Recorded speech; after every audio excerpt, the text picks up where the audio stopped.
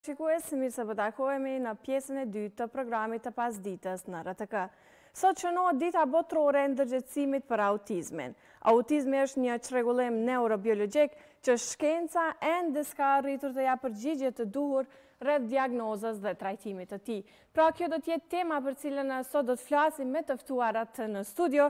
Me mua janë Nausika Hoxha, është psikologe dhe mbikëqyrëse terapeutike. Mirë se erdhe. Mirë se vjen. Dhe po ashtu është Naile Rustolli nga Asociacioni Nacional i Autizmit. Mirë se erdhe. Përshëndetje, mirë se vjen. Por para se dalim dhe të nisim bisedën, në fakt do ndjekim një kronik të përgatitur nga gazetari Ahmet Maholli, kronik kjo e cila flet për çrregullimin e autizmit, ku personazh ka një prind dhe djalin e tij autik, të cilët rrëfejnë vështirësitë e këtij çrregullimi dhe sidomos në kushtet e Kosovës. Së shohim bashkë dhe rikthehemi dhe vazhdojmë bisedën me të ftuarat në studio.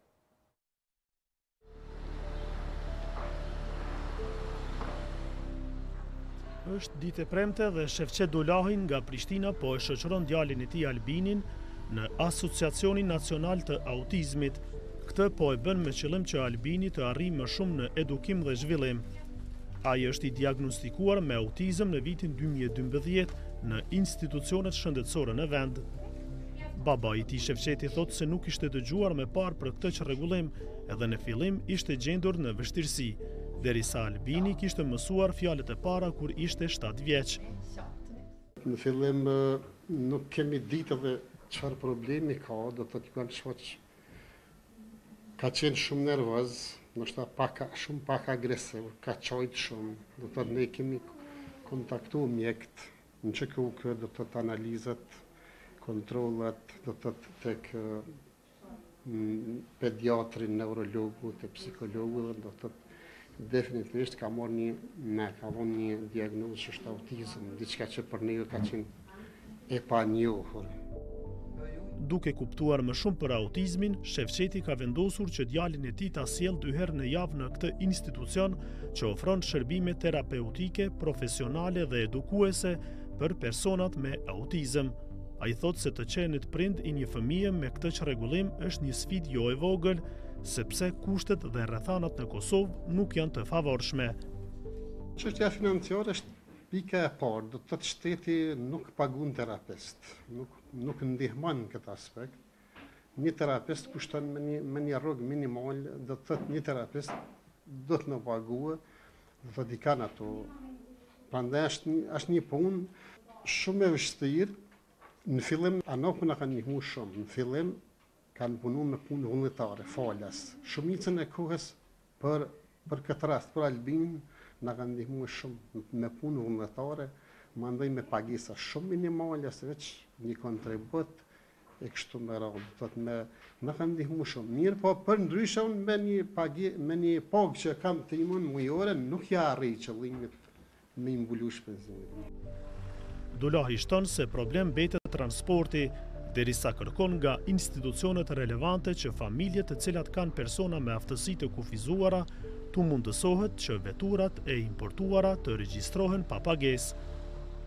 Atëherë Albin e bim në seancë 2 herë në javë, seanca zgjat 1 orë gjysmë, punon terapisti. Çka janë vështirësitë janë prej transportit.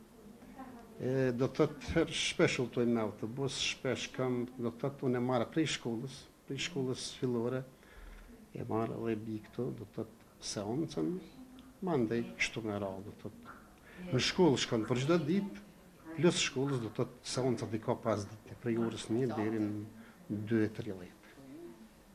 Një problem tjetër që është për familjet që kanë fëmijë me nevoja të veçanta, me aftësi të kufizuara, është edhe problemi i transportit. Qeveria është dashur që një ligj në bashkëpunim me dogon me nxjerr për shembull për familjet që kanë fëmijë me nevoja të veçanta, me u taku të paktën një vetur pa dogon me regjistruar. Do të familja kish marrë një vetur pe perëndimit, pra pe importit me regjistru pa dogon. Kjo kish me qenë një lehtësi shumë e madhe.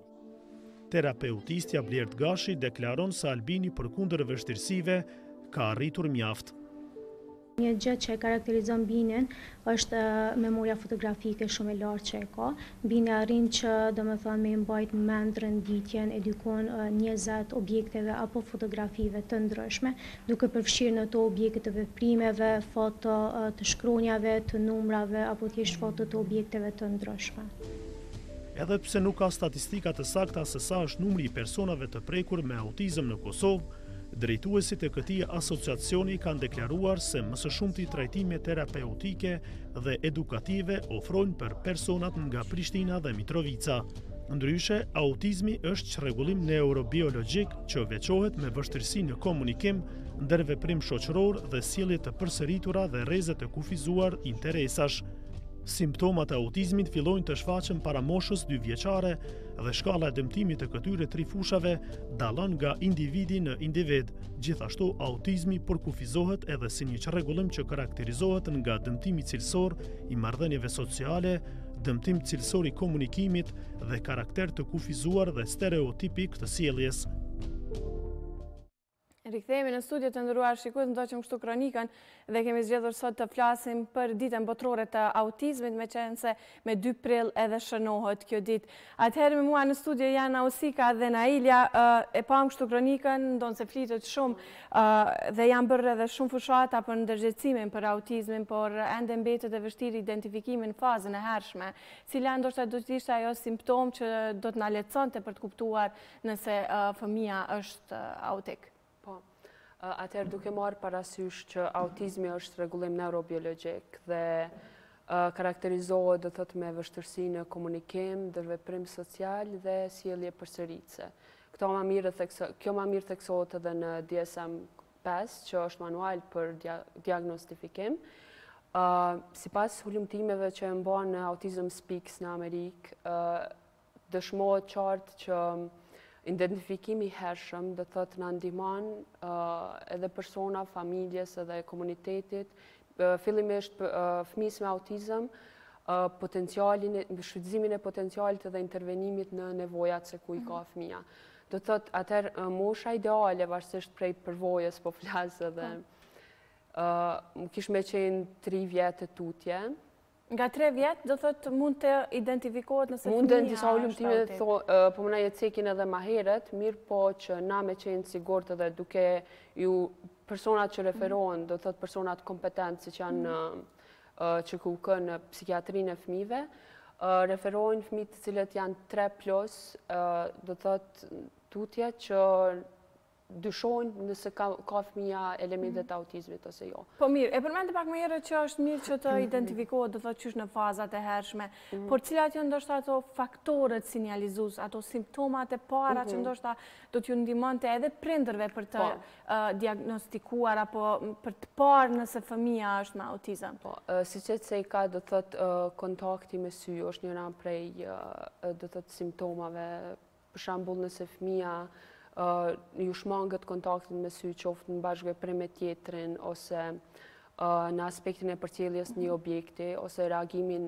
përcjelljen e një tingulli, ose reagimit të tij, shpeshher të tjerëve, persona për rreth ja lëm përshtypjen sikur ndoshta nuk janë të i dëgju ose të i shiku, mirë po kanë shkatësitë e tyre sa që mund me identifiku edhe shkaktarët, qoftë ndoshta një tingullit sinjalizues ose bisedat për rreth, mirë po diçka tjetër është ajo që nuk munden me kthy një përgjigje. Siç e thej, njëra prej vështirësive të autizmit është do të thotë komunikimi, ku për shembull ta zojmë në moshën 2 deri në 3 vjet, fëmia ka thënë ndonjë fjalë tepër të shkurt, edhe ka stagnuar, do të thotë nuk i përdor më ato fjalë. Përdor fjalë të reja, apo nuk i përdor më fjalët? Nuk i përdor më ato fjalë të cilat i ka thënë. Do të thotë ka një stagnim, një zbehje në fjalor. Ka edhe fëmijë po mënoj me autizëm të cilët do të thotë nuk kam komunikim verbal, as pak, mirë po me trajtim edhe vlerësim, atëherë është diçka që stimulohet në atë aspekt. Tjetra veçori është kur fëmijët me autizëm do të thotë shfaqin sjellje repetitive, përsëritse, të cilat për të tjerën munden me qenë ndoshta pa kuptim, ta mirë po për fëmijën me autizëm mund me qenë është diçka senzorike. Ti përmendni disa prej këtyre sjelljeve, si për shembull me qenë se ju nga përvoja juaj me punë me fëmijët me autizëm, ndoshta do t'i ndihmonte edhe prindve për të ditë nëse fëmijët e tyre kanë do të thotë sjellje të përsëritshme. Fillimisht, për shembull, fëmijët shkojnë, vizitojnë të persona kompetent, siç është psikiatër, vlerësohen atë pjesë nga prindrit edhe nga vëzhgimi i fëmijës, prap referohen tek ne për trajtim, ku tek ne fillimisht bëhet vlerësimi i fëmijës, do thotë në praninë e prindit për me marrë informata dhe vëzhgimin e fëmijës në një ambient natyral. Mirë po, si rezultat i pyetjeve detaje që na i parashtrojna prindit, do thotë e hartojmë një plan individual specifik për me punu se ku janë nevojat e fëmijës tutje. Po, Nausika, nëse kuptove, sepse thatë pak më herët që kanë sjellje të përsëritshme. Çfarë lloj sjellje për shembull mund të bëjnë ata? Lëvizje me dur ose rrotullime të objekteve, të cilat shpeshherë për tjerën ndoshta mund me qenë të pakuptimta në farë mënyre. Ta zojmë nëse veturën ose ndoshta një gotë mundet me lujt fëmija me ta, po shpesh herë nuk ka informata ose nuk është i informuar se si mundet me se si e ka qatë funksion gota. Për shembull, ta zojmë na me gotë, mujna me pi. Edhe mundet me sjell gotën ose një diçka tillë që shpesh herë për fëmijën mundet me sjell kënaqësi në ato momente. Nejle, kemi fëmijë me autizëm në Kosovë? Ka ndonjë numër, do thotë ndonjë statistik apo ende jo? Fatkeqësisht në Kosovë me qenë se ende nuk ekzistojnë statistika se sa është numri i fëmijëve të diagnostifikuar me autizëm në Kosovë, duke u bazuar në statistikat e realizuara do të thotë më të fundit në Autism Speaks në vitin 2018, ku kanë rezultuar se 59 fëmijë janë të diagnostifikuar me autizëm. Në Kosovë do thotë nuk kemi numrat saktë nëse. Jo, nuk kemi në Kosovë, mirë po sa i përket për momentin në organizatën tonë mundem të flas në atë aspekt, për momentin janë duke marrur shërbim 36 fëmijë, të cilat janë vlerësuar, ju është hartuar plani individual i punës dhe do të vijojnë seancat individuale. Nga cila moshë janë do të thotë fëmijët në anak? Duke u bazuar referimeve të cilët vinë, fëmijët vinë zakonisht në moshën 3 vjeçare dhe do të thotë vazhdim tutje deri në moshën 13 vjeçare për momentin. Cilën gjini e prek më shumë? Sepse përderisa po përgatitesha për temën, pash disa statistika nga organizata botërore e shëndetësisë, do thotë që kishte dallim edhe sa i përket gjinive. Po, për raporti si pas statistikave është 1/5, do të thonë më shumë është tek meshkujt se sa tek vajzat. Ka djem më shumë në shoqat edhe tek anak? Po, pikërisht edhe në anak numri është shumë më i madh i djemve në krahasim me vajzat, e prekura. Gjithë këta fëmijë të cilët janë do thotë në anak, sigurisht ju edhe keni biseduar me prindrit dhe e dini se kur janë identifikuar apo diagnostifikuar me autizëm. Është kjo mosha do thotë 3 vjeçare që gjithë janë identifikuar që janë me autizëm, apo ka të tillë do thotë që janë vërejtur edhe më herët se mosha 3 vjeçare? Cila do? Si që ka më herët do thotë referohen prej psikiatrisë, të më thonë që janë persona kompetent që i vlerësojnë, mirë po kemi pas fëmijë të cilët kanë dyshu që kanë elementet autizmit. Do thotë edhe kemi, jo që kanë një diagnozë të sakt, mirë po, çështja është që dyshojnë edhe më e rëndësishme është me punu ku janë nevojat e fëmijës, se sa ka herë shpesh mu kapte diagnoza, se ka herë po dhe me na bloku diagnoza dhe gjithmonë të e lyp shkaktarin edhe Pse po ju blokon? Janë edhe prindrit ata që ndoshta më shumë po e kërkojnë shkaktarin apo? Ndoshta e kisha ndërlidh më shumë edhe në aspekt kulturor, se ka t'ju kthyt kalunes edhe t'ju munu me gjetë shkaktarin një farë mënyre po blokohum në atë se po flas në nivel të përgjithshëm, do thotë si shoqni, si prind, si në përgjithësi, do thotë më mirë është me vazhdu një farë mënyre mu nalë të nevojat ku janë të fëmijës dhe me punu drejt asaj edhe mu pavarësu fëmija, se sa ka erë nështë s'po thamë kushtimisht, me hup kohë dhe munalë të diagnoza. Jom personat kompetent që vlerësojnë, mirë po, prapë se prapë kena fëmin qendër që dyshohet për diagnozë, disa kanë. Do të më përqëndru në trajtim. Në pavarësim të fëmisë. Mirë, për dirisa po flasim, pamit po na shoqërojnë, sot do të shënuar edhe në Prishtinë Dita Botërore e Autizmit. Najlena të rego qëfar aktivitete ka pas dhe qëfar e veçoj do të thotë shënimin e kësaj dite tek ne? Kështu, Asociacioni Nacional i Autizmit Kosovë gjatë vitit realizon aktivitete të shumta për vëdësimin, sensibilizimin e popullatës dhe për pranimin, integrimin e persona me autizëm në shoqëri. Me fokus të veçantë mujin prell. Ne sot filluam aktivitetet tona, pasi që është 2 prilli, dita ndërkombëtare e vëdësimit mbi autizmin, ku fillimisht ANAKu e ka si të zakonshme vendosjen e kuotave në sheshin Nëna Terez, është tek Pema përballë Rengs, ku gjatë asaj vendosjes ishte, do të thonë, kishën mundësi pjesëmarrësit të dëgjonin muzikë të lehtë prej Shpat Dedës, po ashtu në të njëjtën kohë kishën mundësi që të vizitonin, do të shihnin pikturat e realizuara prej piktorëve tonë të vegjël, edhe në të njëjtën kohë i realizonin, kishën mundësi të shihnin duke realizuar aty për aty. Do thotë kjo ishte dita e sotme, kurse ne gjatë gjithë muajit prill po mendojmë që të vazhdojmë aktivitete, ku pas kësaj po mendojmë të realizojmë ciklizëm për autizëm, ku pastaj mendohet edhe një tryezë diskutimi ku do të hapen, do thotë, disa hulumtime të autizmit të realizuara në botë, po ashtu edhe hulumtime të cilat janë realizuar në organizatën tonë.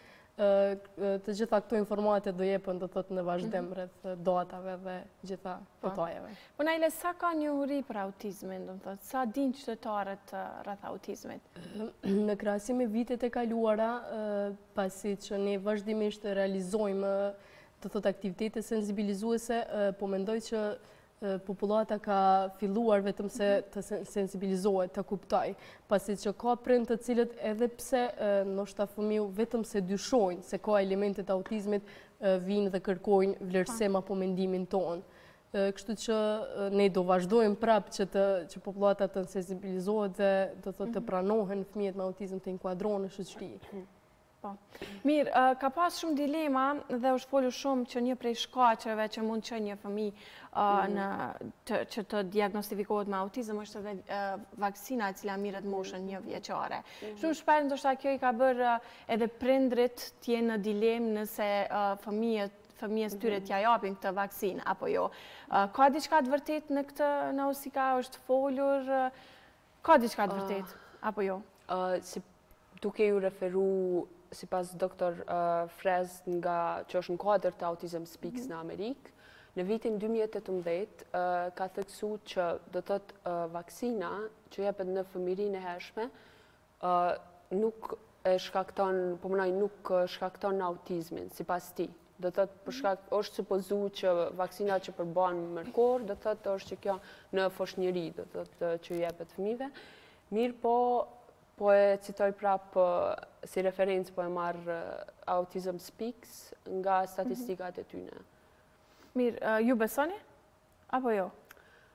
Përderisa shkenca nuk është në një konkludim tillë, unë s'më me thonë, s'jam kompetente.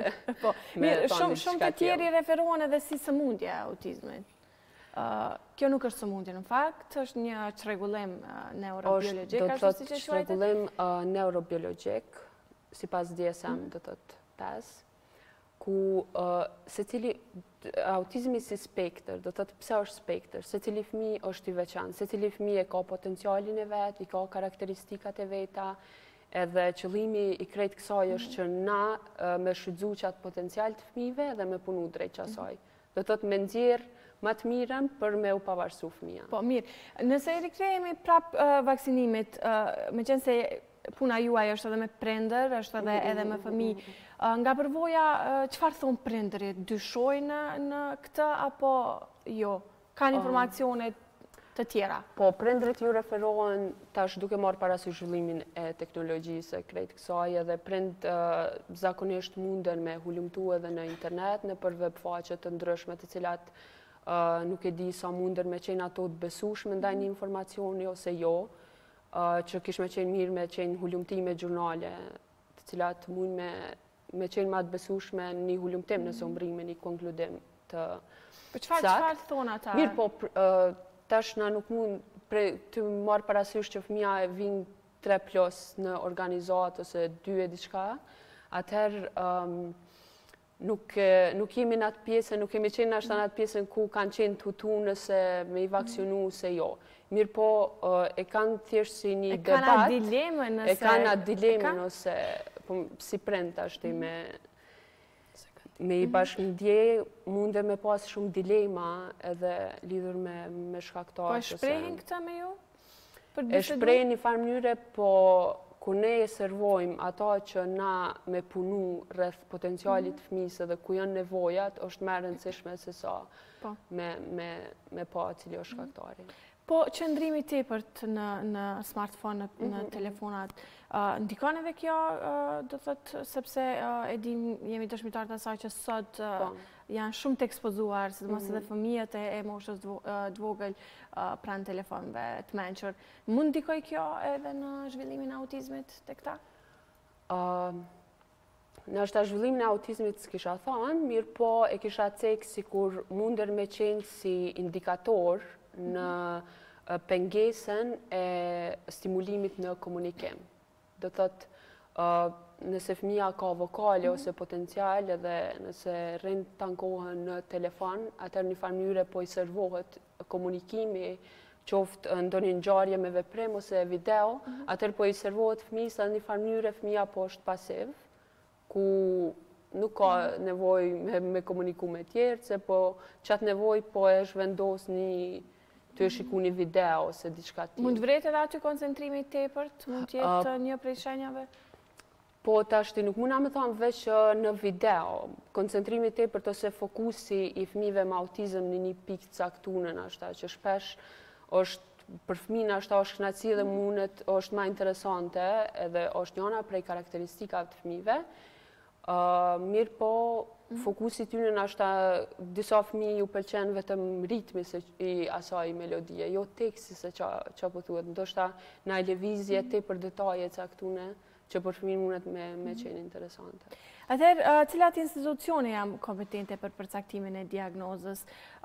Është, do thotë, cilat institucione është psikiatria, apo ka në institucione tjera që më pastaj vazhdojnë? Si delegohet në fakt kjo për të diagnostikuar? Prap ju referona përvojës në anak që e kemi, fëmijët vinë prej psikiatrisë, të thotë. Janë personat kompetent që e bajnë vlerësimin, ose për shembull, ndoshta pas prindi kanë dëgju për shërbimet, ose kanë dëgju bisedat me prind shpesher, adin mund me qenë tepër informuese dhe vëdësuese për prind e tjerë, kuptimin për me realizu një vlerësim të personat në psikiatri. Pas aty? Pas aty personat ju referojnë për shembull në përdorimin e llojeve të terapisë, në kuptimin trajtimit, edhe referojnë qoftë të psikologu, terapisti. A mbetet ende problem trajtimi tek ne i fëmijëve me autizëm? Faktikisht në Kosovë nuk është se janë personat të cilat do të thotë të certifikuar, mirë po organizata jonë do të thotë e realizon trajtimin, ku si që cekë më herët mbahen seanca individuale me fëmijën, dhe do të thotë në bazë të hartimit planit individual të punës, punohet me fëmijën në objektivat e parapara, ku fokusohet do të thotë pavarësimi fëmijët dhe do të thotë nxjerrja në pa e potencialit që ka fëmijë. Çfarë lloj trajtimi preferohet fillimisht, Nausika? Po, pasi që kemi referimin prej persona kompetent, në organizat përdorim do thotë gjatë terapisë me fëmijën është ABA, është analiza aplikimit sjelljes, bashkë me verbal behavior, do thotë verbalizimin e sjelljes. Tjetra që përdorim për fëmijët që kanë mungesë komunikimit. Kush i nxjerr këto? I nxjerr anaka apo i nxjerr Janë institucione metoda tjera? shkencërisht të vërtetune, do thotë që përdoren edhe në shtete ndryshme, në Amerikë, Britani, në Europë, do thotë janë metoda statistikisht të efektshme. Mirë po ka dhe metoda tjera të cilat përdoren, për shembull terapia e lojës, ku ne së fundmi e kemi të inkuadruar edhe si pjesë, për shkak që shpeshherë po është funksionale dhe po ka produktivitet në farë mënyre, nëse kombinohet ashtë ndoshta edhe me teknika tjera të terapisë. Varësisht do të thotë nëse Cila teknika për shembull, është mjaftueshme vetëm trajtimi prej specialistit apo ka edhe aktivitete tjera cilat do t'i ndihmonin do të thotë fëmijëve me autizëm? Po, siç e theka është ABA, domethënë janë çto teknika, është ABA, verbal behavior, është PECS, sistemi i komunikimit me fotografi, ku fëmin e stimulon edhe në farë mënyrë është një alternativë për fëmijët jo verbal. Për shembull fëmijët të cilët nuk kanë komunikim, atëherë në farë mënyrë PECS është alternativa që ju jepet për me shpreh kërkesat ose nevojat e tyre. Po identifikimin në fazën e hershme, paraqitjes së autizmit, a ndikon në zvogëlimin e efekteve të këtij çrregullimi apo jo? Po, prap ju referona Autism Speaks për shkak të statistikave të qëndrueshme të tyre në Amerikë. Identifikimi i hershëm, do të thotë para moshës 3 vjeç, do të thotë moshën 3 vjet, 3+, është rëndësishme në kuptimin që fëmija një farë mënyre i jepet një hapësirë për me intervenu ku është nevoja. Sepse nëse fëmija është të azajmë një moshë 8 vjetë, 9, 7, atër nëse kisha mujtë me thonë është pak një moshë ma vështirë për me intervenu edhe me u qëmsu një farë mënyre, ato të cilat sjellje ose shprehi që ju kanë përforcuar. Të cilat janë anak dhe janë identifiku, do të thotë, në këtë moshë? Po kemi siç e thënë këtë historien e Albinit më herët. Albini ka në qendër moshën 7 vjeçare, u ka fëmijë jo verbal. Mirë po këto janë rastet shumë të ralla. Ka qenë fëmijë jo verbal përmes teknikës të PECS-it, sistemit të komunikimit me fotografi, ai është stimulu, do të thotë fëmija vetë se ka pas potencialin edhe u ka ofru alternativa që ai me i shpreh kërkesat. Mirë po, krejt kë bashkëpunim u kanë si rezultat i anakut edhe vazhdimit punës prindërve në shtëpi. Se pa bashkëpunimin e prindërve, progresi i fëmijës është shumë i zbetë. A mund themi se është, do thotë, autizmi një diagnozë kaq e rëndë sa të rrëmbej lumturinë e gjithë familjes?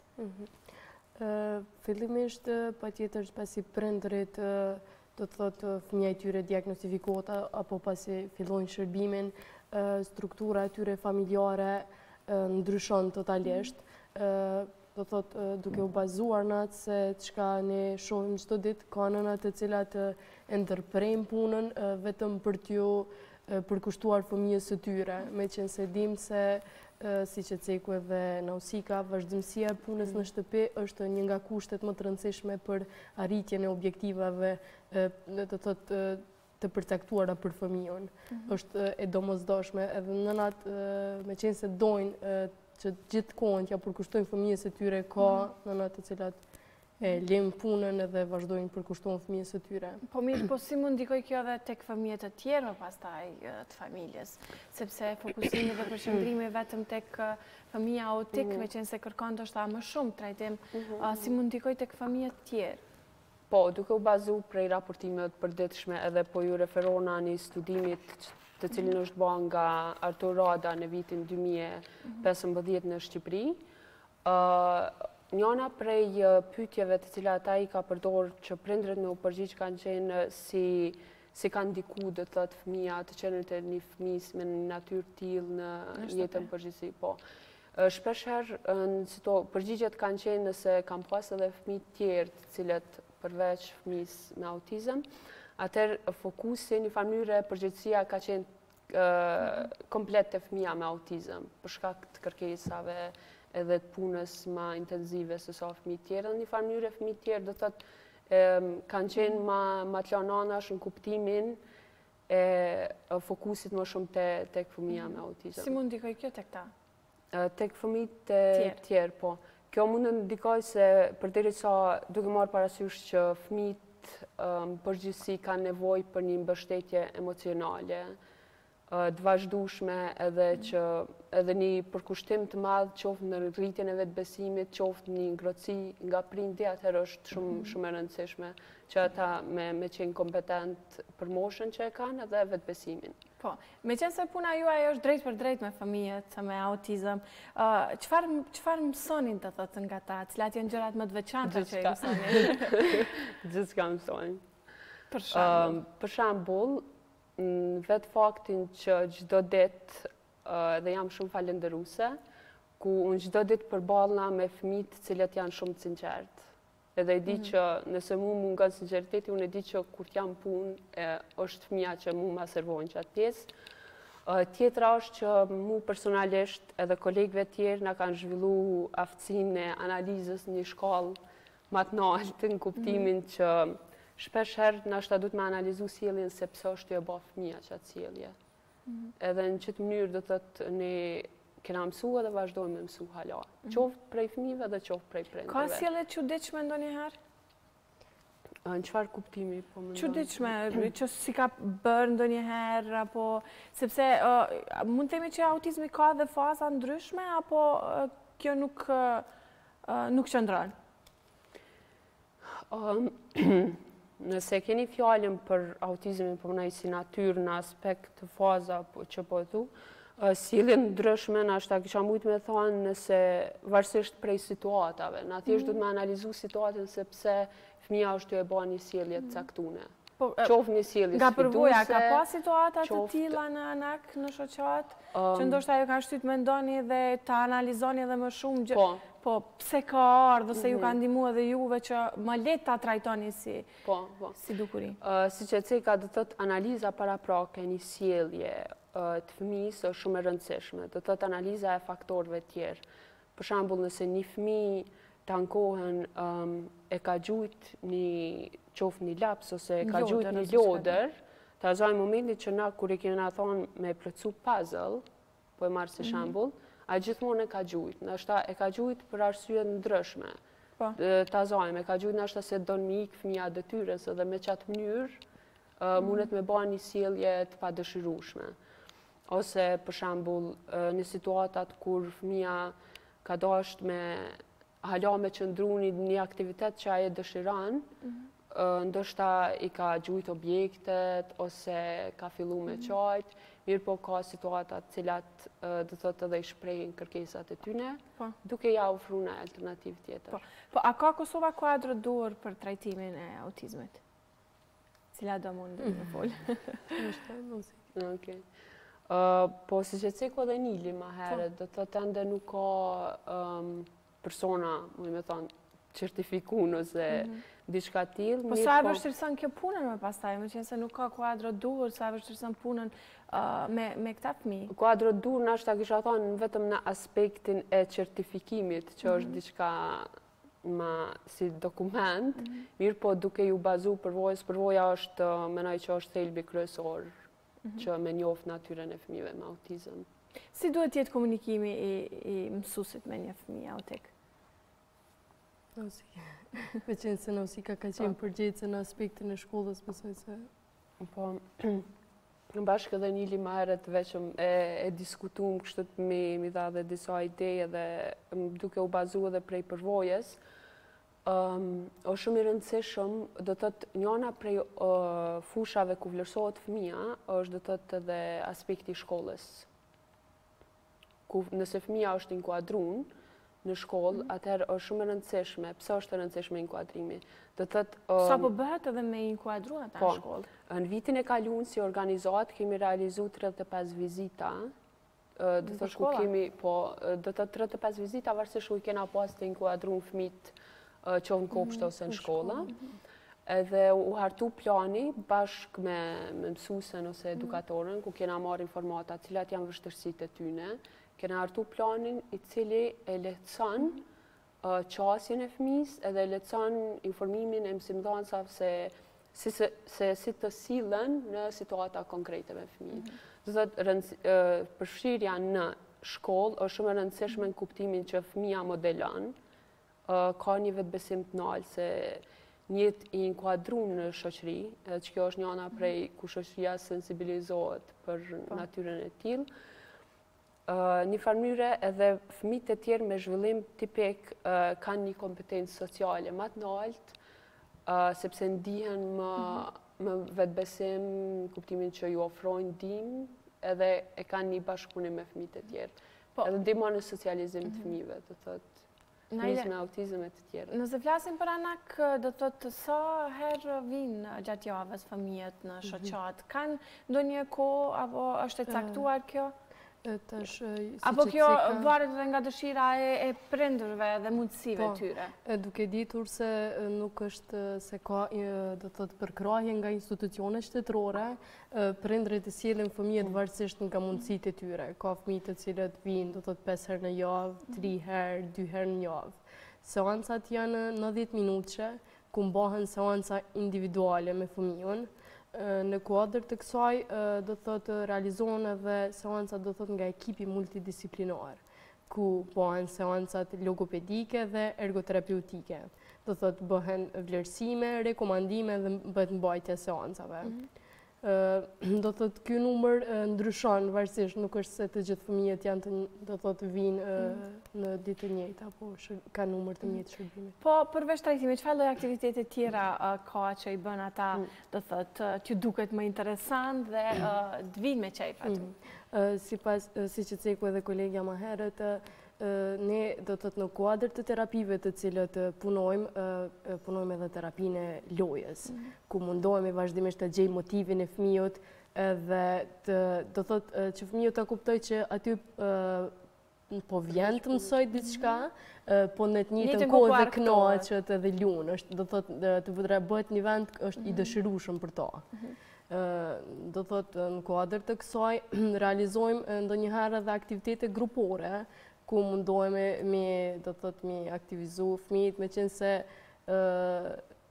siç e ceku edhe kolegja, pas kësaj bëhet edhe inkuadrimi në kopshte dhe shkolla, ku fëmijët do thotë i modelojnë edhe fëmijët e tjerë dhe do thotë kjo është një pjesë do thotë si një vijë drejt që shkon edhe drejt integrimit të tyre. Po ka apo është e caktuar me mosha deri kur mund vinë do të jenë pjesë e shoqatës?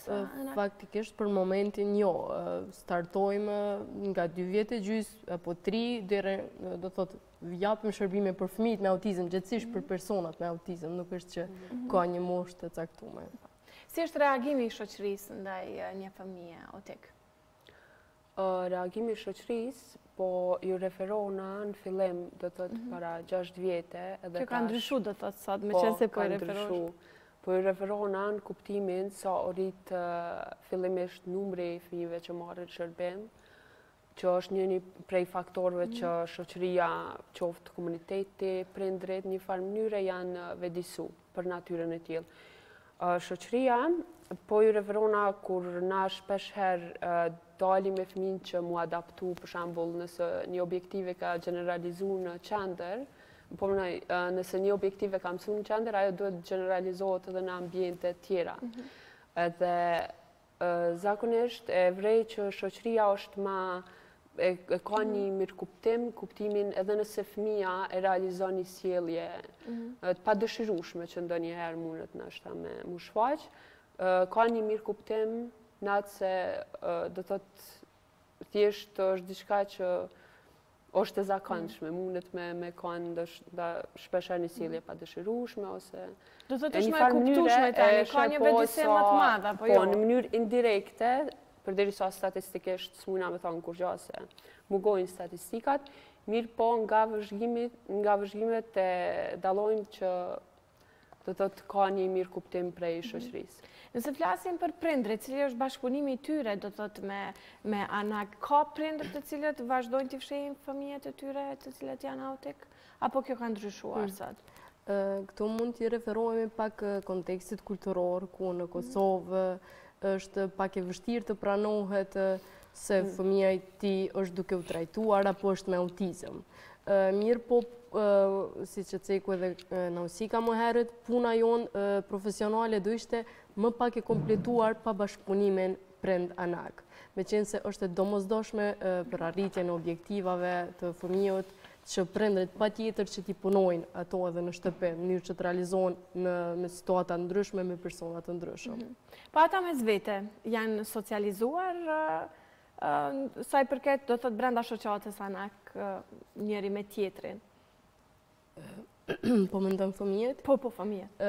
Po ka fëmijët e cilët e kërkojnë ndoshta njëri tjetrin me emër, se janë mësu të shohin një tjetrin duke punuar, po tash varësisht nga natyra e fëmijët. Ka fëmijë që janë do thot pak më të mbyllur në vete, ku ne vazhdimisht jemi duke punuar në do thot në interakcione social, po ka fëmijë të cilët do thot e kërkojnë si që të socializuar mirë njëri me tjetrin apo jo. Thuhet që kanë dhunti të ndryshme fëmijët të cilët janë me autizëm. Çfarë lloj dhuntish kanë fëmijët në anak? Po, si që keni zbuluar ndonjë dhunti tretë të tyre?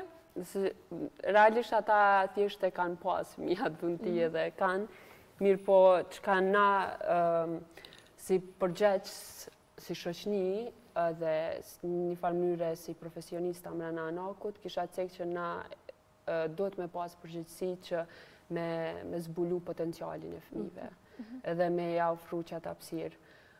Në situata do thotë nuk mundem me cek që gjithë fëmijët me autizëm po mënaj munden me qenë piktor të mirë, varësisht, do thotë se cili e ka me çantinë e vetë edhe potencialin. Çfarë lloj dhuntish kanë fëmijët aty? Po tash, duke ju referu, do thotë shpesher është arti që mbizotron, do thotë janë pikturat abstrakte, të cilat do thotë edhe kombinimin ngjyrave që e bajnë në mënyrë mahnitse.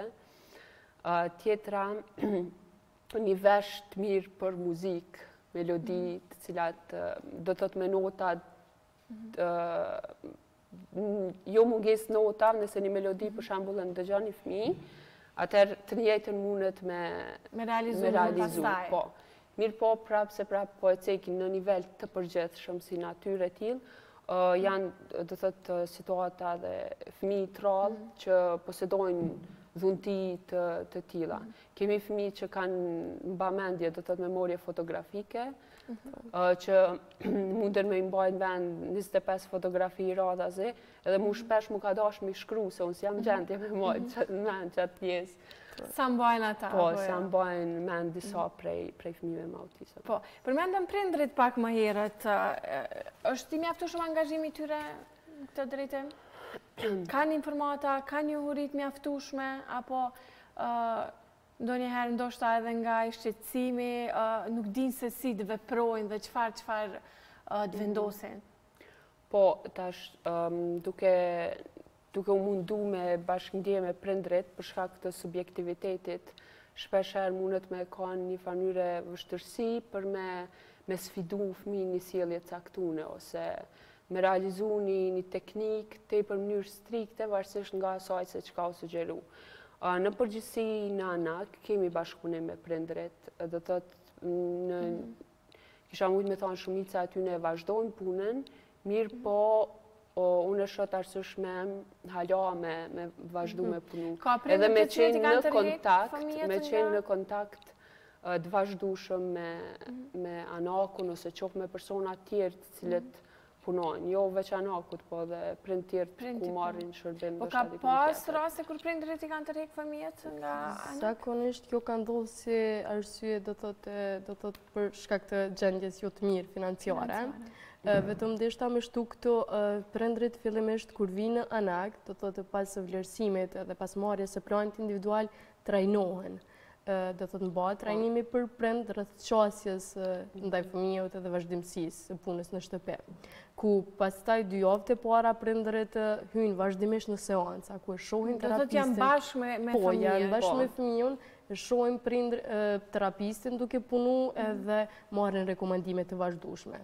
Pas kalimit të 2 javëve prindi prap çdo javë, do thotë një herë në javë, e ka të drejtën të një seancë, të pyesë, të realizojë pyetjet, vështirësi që ka hasur me fëmijën gjatë javës, apo rreth do thotë vazhdimësisë së punës, do thotë gjitha këto janë të mundura.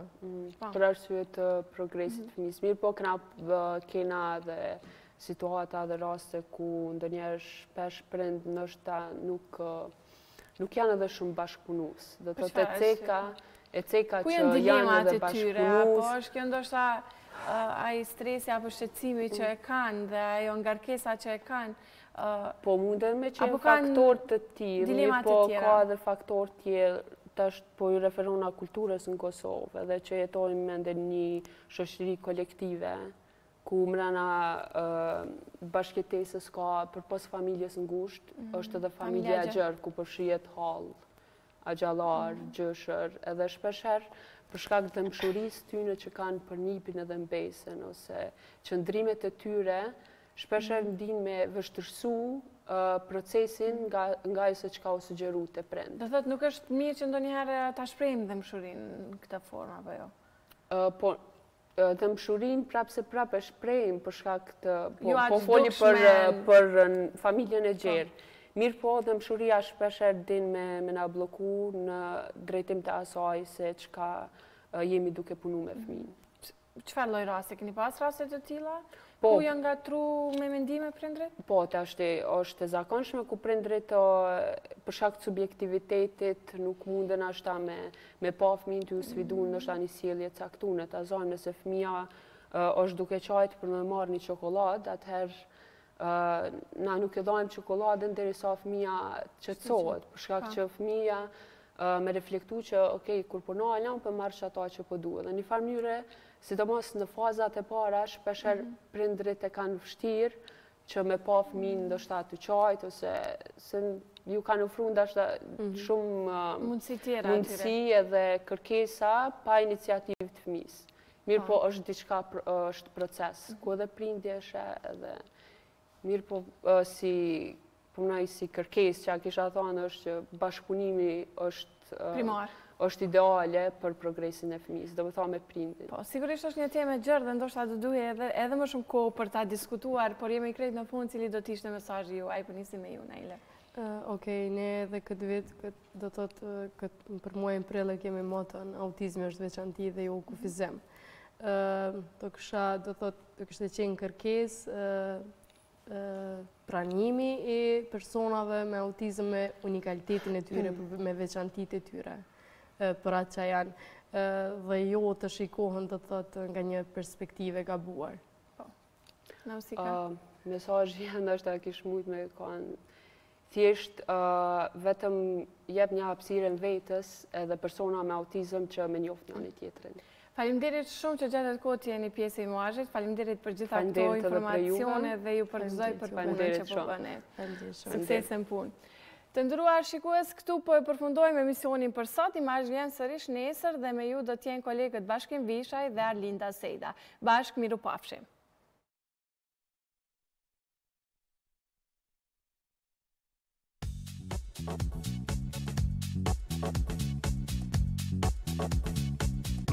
Thank you.